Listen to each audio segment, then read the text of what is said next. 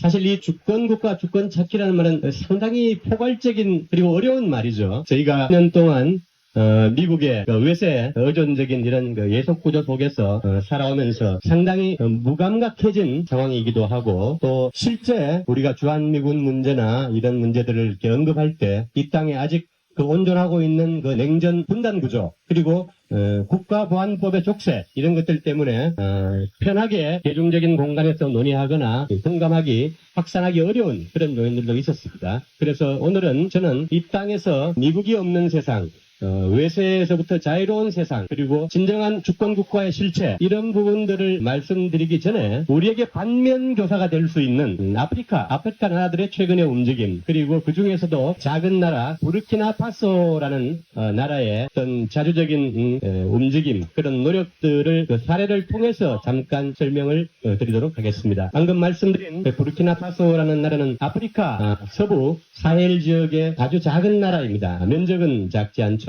남한의 한 2.6배 정도 되는데 인구는 2,300만 밖에 되지 않고 GDP가 국민소득이 약 1,000불 정도입니다. 우리나라에 비하면 약 30분의 1 정도 되죠. 아주 작고 가난한 나라인데 최근에 3년 전에 약반 35살에 한 트라오레 대위가 쿠데타로 집권하면서 새로운 나라를 지금 만들어가고 있는 과정에 있습니다. 이 부르키나파소는 60년에 프랑스의 식민 지배에서 간신히 형식적인 독립은 쟁취했지만 여전히 프랑스의 신식민 지배에 갇혀서 혼란을 겪고 과도기를 이어오다가 1983년에 아프리카의 체게바라라고 불리던 당시 토마스 상카라가 집권하면서 상당히 자주적이고 개혁적인 정책을 시행해 왔습니다만, 불행하게도 4년 뒤인 1987년 혁명 동지였던 콩파로레, 그리고 그 뒤에 있던 신식민 국가들 프랑스와 미국의 쿠데타 사주에 의해서 개혁의 꿈이 좌절됩니다. 그 이후에 긴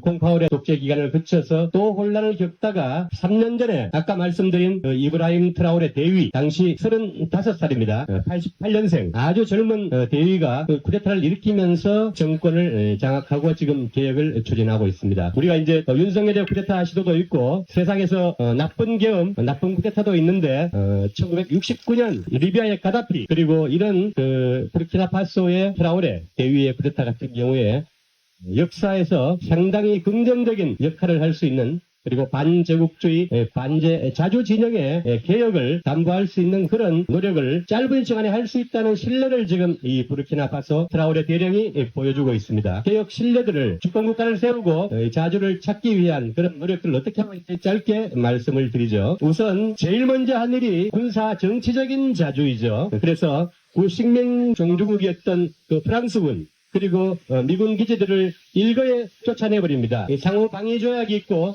한미동맹이 있는데 우리가 이 구조를 깨기 위해서는 얼마나 힘들고 고통스러운 과정들이 필요할까요? 우리 사회 엄연히 국가보안법이 엄존하고 있고 분단 행정구조, 그리고 극우, 수구들의 언론, 정치 지형들이 압도적인 상황에서 진정한 그런 자주를, 그리고 외세의 문제, 분란의 문제를 근본적으로 제기하기에는 너무 제약이 많은 상황인데, 이 부르키나파소의 경우에는 집권 이후에 식민종주국 프랑스와 미국을 일거에 그냥 상호방위조약을 하루 만에 파기하고 쫓아내버립니다. 보통 국제조약들은 효력이 있기 때문에 반년이나 1년 정도의 유예 기간을 거쳐서 내보내는데, 이 부르키나파소의 경우에는 그냥 하루 만에 이 초강대국인 프랑스와 미국의 군사기지들을 쫓아보내버립니다. 심지어 미국의 아프리카 사령부 사령관, 그리고 국무부의 아프리카 최고 담당자가 부르키나파소에 날라와서 사흘 동안을 트라오레 대통령을 만나달라고 예거를 하는데 만나주지 않습니다. 그냥 밥만 먹여서 돌려보내고 돌아간 다음날 미국과의 상호 방위협정, 방위조약의 파기를 선언해버립니다. 그리고 전 국민들이 프랑스 군기지, 미군 기지 앞에서 양푼이 두드려가면서 맨날 며칠 전기 수도 다 끊고 시위를 합니다. 그래서 결국은 이렇게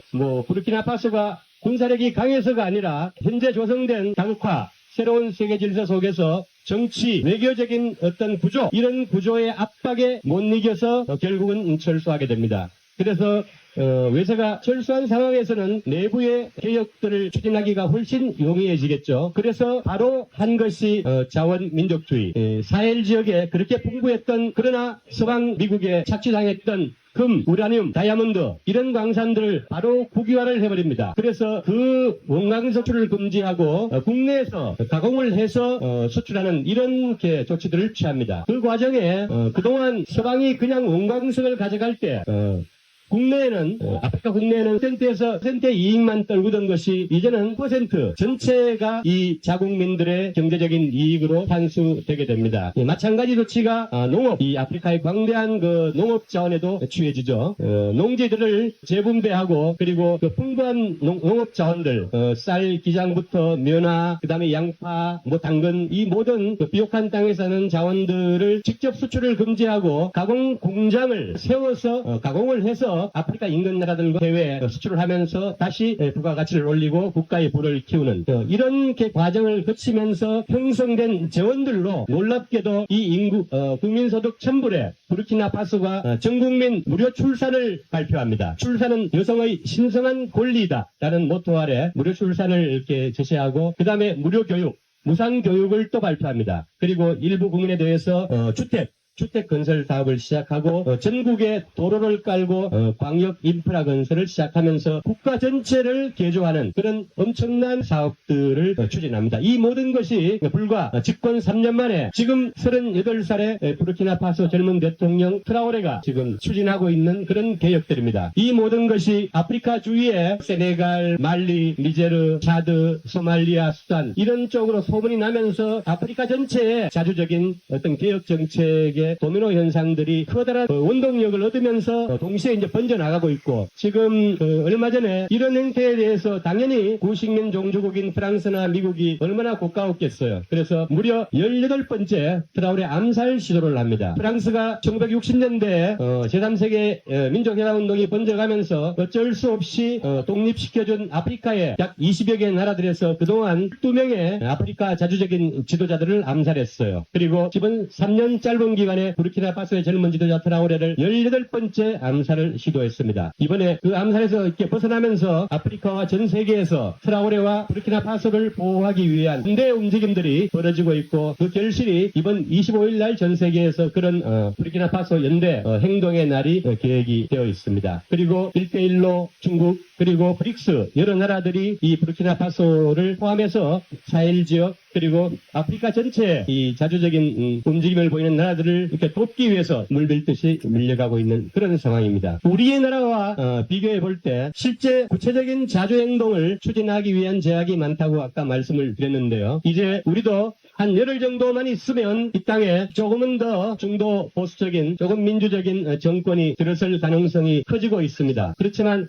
그 정권들도 아직 외세의 어떤 범죄율 같은 공세 그리고 이 땅에 오래 묵은 기득권 엘리트층들 그리고 이제 언론, 학계, 재계 이 모든 게 그물망 속에 갇혀 있는 상태인데 지금 그 빛의 혁명의 성과를 이어받아서 10대 개혁 과제 아니면 또 여러 가지 사회 대개혁 과제들을 합의해서 추진을 하고 있습니다. 그러나 그 새로운 정권도 역시 거대한 구조의 제한 속에 있기 때문에 우리가 이런 여기에 있는 10개 혹은 더 이상의 커다란 개혁과제, 자주적인 과제들을 완수하기 위해서는 빛의 혁명이 일궈낸 성과에 만족하지 말고 더 광장의 힘, 광장의 세력, 광장의 정치 압력으로 새로운 정권에서도 이런 과제들을 더 세밀화해서 더 강력하게 압박을 해서 추동하고 과제를 이뤄나갈 수 있도록 우리가 여전히 깨어 있어야 될 것이라고 생각합니다. 오늘 여기서 마치겠습니다. 고맙습니다.